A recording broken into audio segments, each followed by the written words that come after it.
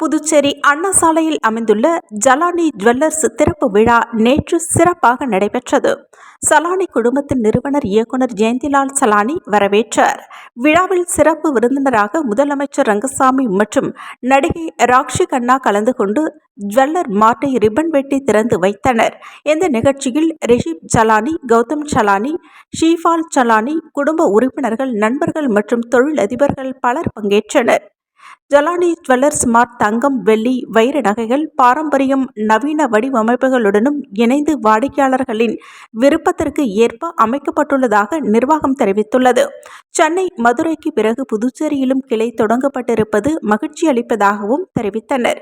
முன்னதாக நடைபெற்ற நிகழ்ச்சியில் நடிகை ராக்ஷி கண்ணா சலானி குழுமத்தின் விளம்பர தூதுவராக அறிமுகப்படுத்தப்பட்டார். புதுச்சேரியில் சலானி குழுமத்துடன் இணைந்திருப்பது மகிழ்ச்சி அளிக்கிறது என்று அவர் தெரிவித்தார். சி நியூஸ் செய்திகளுக்காக சித்ரா.